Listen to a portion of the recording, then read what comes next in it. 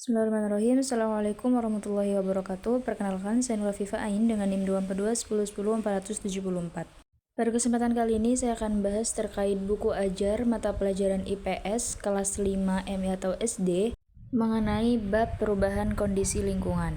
Yang mana teman-teman bisa lihat pada gambar itu ada cover yang di sana mencakup judul dan juga sasaran. Buku paket ini akan diberikan kepada kelas 5 SD atau MI. Untuk slide berikutnya di sini ada kata pengantar, di mana di sini penulis menuangkan harapan dan juga tujuan dari pembuatan buku ajar IPS kelas 5 ini. Kemudian ada daftar isi yang tentunya fungsinya untuk mengetahui di halaman berapa sih bab yang akan kita pelajari. Nah, itu bisa kita lihat di daftar isi. Kemudian, ini merupakan bagian krusial atau paling penting yang harus ada dalam buku ajar, yakni ada capaian pembelajaran dan juga tujuan pembelajaran. Untuk apa sih harus ada kedua aspek ini? Agar kita itu tahu materi atau pembelajaran siswa kita itu mau diarahkan kemana dan untuk mencapai apa, targetnya seperti apa. Nah, pada mata pelajaran IPS bab perubahan kondisi lingkungan ini terdapat capaian pembelajaran di mana peserta didik mampu menjelaskan perubahan kondisi lingkungan beserta dampaknya bagi kehidupan sosial, ekonomi, dan budaya, mengidentifikasi upaya menjaga lingkungan, serta menjelaskan keterikatan kondisi geografis dengan perubahan lingkungan di Indonesia. Peserta didik mampu mengamati dan menyelidiki perubahan lingkungan, menganalisis penyebab serta dampaknya, mengevaluasi upaya yang dilakukan dan mengkomunikasikan hasilnya secara sederhana. Kemudian untuk tujuan pembelajaran di sini saya mengambil teori taksonomi Bloom yang dimana di sana ada aspek kognitif, ada aspek afektif, juga ada aspek psikomotorik. Nah, jadi dari ketiganya itu kami gabungkan yang di sana ada menganalisis dan juga ada penilaian sikap nantinya. Nah, jadi anak-anak itu tidak hanya belajar terkait kognitif saja, tapi juga ada aspek afektif dan juga psikomotorik. Teman-teman bisa baca langsung di buku paket yang sudah kami sediakan pada gambar. Bagian yang tak kalah penting ialah peta konsep. Kenapa sih harus ada peta konsep? Nah, agar pembelajaran itu lebih terstruktur. Jadi poin-poin mana saja yang akan kita bahas nantinya pada materi. Nah, terkait bab perubahan kondisi lingkungan, di sana pertama ada faktor yang mempengaruhi kondisi lingkungan. Nah, di sana ada pengertian faktor-faktor penyebab perubahan kondisi lingkungan, juga ada interaksi alam dan masyarakat. Interaksi alam dan manusia. Kemudian yang kedua ada pola hidup manusia terhadap kondisi lingkungan. Nah, di sana terdapat 4 poin yang dibahas terkait pengertian, dampak pola hidup yang baik, hubungan pola hidup dengan kelestarian lingkungan, dan juga peran individu juga masyarakat. Yang ketiga, terdapat dampak permasalahan lingkungan terhadap kehidupan. Terkait pengertian dampak juga dibahas, terus dampak terhadap kehidupan di sana mencakup sosial, budaya, dan juga ekonomi, dan yang terakhir juga dampak terhadap ekosistem. Sekarang kita masuk ke pembahasan yang pertama, yakni terkait faktor yang mempengaruhi kondisi lingkungan. Lingkungan di sekitar kita selalu mengalami perubahan. Pernahkah kamu melihat sungai yang dulunya jernih menjadi keruh atau udara yang terasa semakin panas dari hari ke hari? Perubahan tersebut bisa terjadi karena berbagai sebab, baik dari alam maupun dari aktivitas manusia. Nah, itu adalah sekilas pengantar dari materi poin kita yang pertama. Dan di sana kita juga mencantumkan dua gambar yang berbeda, yakni ada lingkungan bersih dan lingkungan kotor, agar siswa itu dapat mengetahui ternyata lingkungan yang bersih itu seperti ini, lingkungan yang kotor itu seperti ini, agar materinya itu lebih kontekstual. Nah, maka kita tambahkan ilustrasi di dalam penjelasannya. Kemudian yang pertama di sini ada pengertian kondisi lingkungan. Kondisi lingkungan adalah keadaan di sekitar kita yang terdiri dari makhluk hidup seperti manusia, hewan, dan tumbuhan, serta tak hidup, seperti air, tanah, dan udara. Semua komponen tersebut saling berhubungan dan tidak dapat dipisahkan. Lingkungan yang bersih dan sehat akan membuat kita nyaman dan terhindar dari penyakit, sedangkan lingkungan yang kotor dapat menimbulkan berbagai masalah. Tidak jauh berbeda dengan yang tadi, di sana kita juga tambahkan ilustrasi agar lebih kontekstual, dan di sana juga terdapat pertanyaan pemantik, di mana isi pertanyaannya meliputi apa saja yang kamu lihat di sekitarmu, apakah lingkungan tempat tinggalmu bersih atau kotor. Nah, pertanyaan pemantik ini untuk apa? Untuk memancing siswa masuk ke materi yang akan kita bahas. Nah, setelah ada penjelasan, di sana juga terdapat kosakata baru.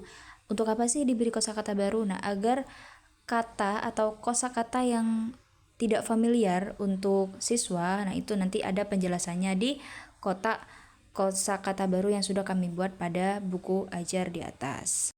Kemudian poin yang kedua yakni faktor penyebab perubahan lingkungan, isinya hampir sama. Di sana ada pertanyaan pemantik, ada juga penjelasan yang membahas terkait faktor perubahan lingkungan. Nah, di sana terdapat faktor alam. Faktor alam adalah perubahan yang terjadi secara alami tanpa campur tangan manusia. Perubahan ini biasanya disebabkan oleh kekuatan alam yang besar dan tidak dapat dikendalikan oleh manusia. Contoh faktor alamnya seperti hujan deras, banjir, gunung meletus, gempa bumi, puting beliung, dan kemarau yang panjang. Nah, di sini kita sisipkan gambar di mana di sana ada gambar hujan deras, ada gambar banjir, puting beliung dan lain sebagainya agar lebih kontekstual, agar lebih nyata gitu dilihat oleh siswa, agar siswa itu berpikirnya tidak abstrak. Seperti apa sih puting beliung? Nah, mungkin ada yang belum tahu kan puting beliung seperti apa. Nah, bisa dilihat langsung pada gambar yang sudah kami sediakan. Kemudian juga terdapat faktor geografis. Nah, seperti yang dilihat pada gambar, menunjukkan bahwa setiap daerah memiliki kondisi geografis yang berbeda seperti pegunungan. Misalnya itu terjadi rawan longsor kalau di pegunungan. Nah, ketika di pesisir itu rawan terjadi abrasi dan dataran rendah itu rawan terjadi banjir. Perbedaan kondisi geografis tersebut merupakan menyebabkan perubahan lingkungan yang terjadi juga berbeda-beda di setiap wilayah. Selain faktor alam juga terdapat faktor aktivitas manusia yang tentunya disebabkan oleh manusia itu sendiri. Merupakan perubahan lingkungannya disebabkan oleh perilaku manusia dalam kehidupan sehari-hari. Perubahan ini terjadi karena berbagai kegiatan manusia baik yang disengaja maupun tidak disengaja. Contohnya membuang sampah sembarangan dapat menyebabkan lingkungan menjadi kotor dan banjir. Sedangkan misalnya menebang pohon secara berlebihan dapat merusak hutan dan memicu tanah longsor. Nah, ini adalah lanjutan materi dari faktor aktivitas manusia. Di sana terdapat kosakata baru, juga terdapat ilustrasi, dan di sana juga ada aktivitas sederhana bagi siswa. Di mana ayo belajar, di sana ada beberapa soal-soal singkat yang bisa dijawab oleh siswa sesuai dengan penjelasan pada materi sebelumnya. Kemudian poin yang ketiga ini interaksi alam dan manusia. Manusia dan alam saling berhubungan dan saling mempengaruhi. Alam menyediakan kebutuhan hidup seperti udara, air, dan makanan, sedangkan manusia dapat menjaga atau merusaknya. Jika manusia menjaga lingkungan, maka alam akan tetap lestari dan bermanfaat. Namun sebaliknya, jika manusia merusaknya, dampaknya akan kembali kepada manusia itu sendiri, seperti banjir dan polusi. Oleh karena itu, manusia juga harus bijak dalam menjaga keseimbangan alam. Nah, di sana terdapat gambar ilustrasi dan terdapat kolom do you know atau tahukah kamu. Nah, itu bisa dibaca oleh siswa. Kenapa dibuat seperti itu? Tidak lain adalah agar kesannya lebih menarik juga terhadap siswa, jadi tidak monoton hanya penjelasan materi saja. Nah, setelah mendapatkan 3 materi dari 3 poin tadi terkait pengertian dan yang lain-lain, nah di sini kita selipkan aktivitas singkat siswa. Ada di sana ayo bermain peran. Nah, petunjuknya bisa teman-teman baca pada buku paket atau buku ajar. Dan di yang kedua itu ada refleksi singkat. Nah, setelah siswa itu bermain peran terkait perubahan kondisi lingkungan, di sana terdapat refleksi singkat. Kenapa sih harus ada aktivitas singkat seperti bermain peran? Nah, tentunya tidak lain adalah agar materinya itu lebih kontekstual dengan siswa, jadi tidak abstrak. Jadi siswa itu tahu, oh bentuknya seperti ini misalnya. Terkait dampak, oh kalau saya melakukan ini, kalau saya membuang sampah sembarangan maka dampaknya akan seperti ini. Nah, itu akan terlihat lebih kontekstual kepada siswa. Nah, itu juga berkaitan dengan tujuan pembelajaran kita tadi ya. Kan di sana ada psikomotorik, ada afektif juga. Nah, jadi di aktivitas sederhana ini kita selipkan hal tersebut. Kemudian untuk materi berikutnya yaitu pola hidup manusia terhadap kondisi lingkungan. Yang pertama terkait pengertian pola hidup manusia, terkait dampak pola hidup terhadap lingkungan. Yang kedua, kemudian di sini juga ada ayo mengamati yang kita berikan sebagai aktivitas singkat siswa. Jadi untuk lebih memahami materi yang sebelumnya sudah diberikan.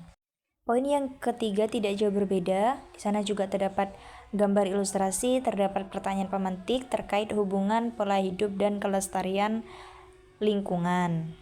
Di slide halaman 16 ini merupakan contoh-contoh. Di sana disebutkan juga diberikan gambar ilustrasi terkait hubungan pola hidup dengan kelestarian lingkungan. Kemudian poin yang keempat yakni peran individu dan masyarakat, di mana di sana dijelaskan bahwa setiap individu dapat memulai dari hal-hal sederhana seperti membuang sampah pada tempatnya, menghemat penggunaan air dan listrik, serta mengurangi penggunaan plastik. Kebiasaan kecil tersebut jika dilakukan secara konsisten akan memberikan dampak positif bagi lingkungan sekitar kita.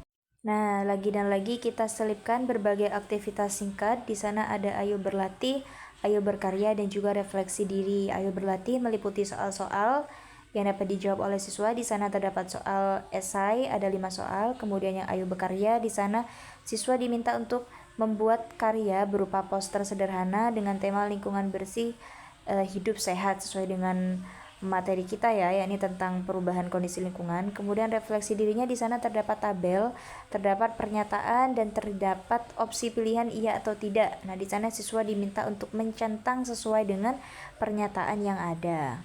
Kemudian yang ketiga, yakni poin terakhir terkait dampak permasalahan lingkungan terhadap kehidupan. Perubahan kondisi lingkungan dapat membawa berbagai pengaruh bagi kehidupan manusia dan makhluk hidup lainnya. Lingkungan yang rusak atau tercemar dapat menimbulkan masalah alam kehidupan sehari-hari seperti banjir, kekeringan, hingga berkurangnya sumber daya alam.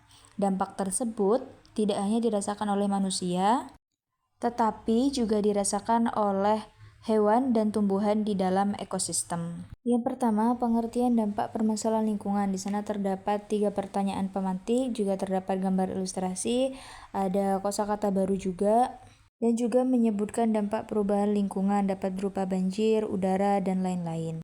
Kemudian yang kedua, dampak terhadap kehidupan dan ekosistem. Di sana terdapat dampak sosial yang pertama, di mana dampaknya adalah masyarakat kesulitan mendapatkan air bersih, kedua lingkungan kotor dapat menyebabkan penyakit, kemudian yang ketiga aktivitas masyarakat menjadi terganggu saat banjir atau longsor. Kemudian yang kedua terdapat dampak ekonomi, di mana yang pertama petani gagal panen akibat cuaca ekstrim, yang kedua nelayan sulit mencari ikan dikarenakan laut yang tercemar. Kemudian yang terakhir, kerusakan lingkungan membutuhkan biaya besar untuk perbaikan. Selanjutnya juga terdapat dampak budaya, di mana dampak yang pertama ialah tradisi masyarakat yang berhubungan dengan alam mulai berkurang. Kemudian yang kedua, kegiatan gotong royong membersihkan lingkungan semakin jarang dilakukan. Dampak yang terakhir ini terhadap ekosistem, di mana yang pertama hewan kehilangan tempat tinggal, tumbuhan sulit tumbuh akibat pencemaran, yang terakhir rantai makanan di alam menjadi terganggu. Di sana terdapat kosakata baru seperti biasa, dan juga terdapat aktivitas singkat siswa berupa ayo renungkan. Tuliskan satu hal sederhana yang dapat kamu lakukan untuk menjaga lingkungan di rumah atau sekolah. Kemudian selanjutnya yakni ada rangkuman. Nah, rangkuman ini tentu penting.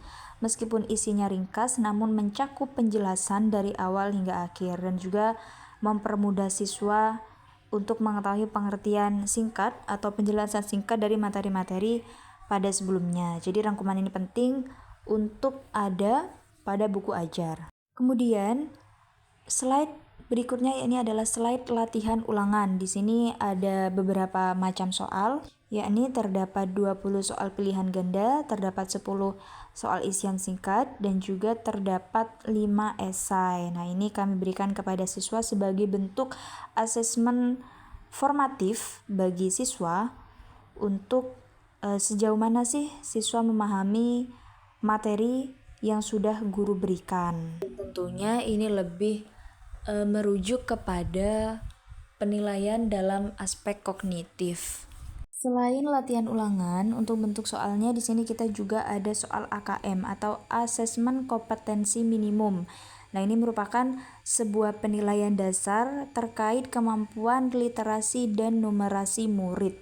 Nah, bentuk soal dari AKM itu pun beragam, terdapat pilihan ganda, terdapat isian singkat, terdapat juga soal uraian, dan di sana juga ada numerasi sederhana, dan yang terakhir juga ada proyek mini.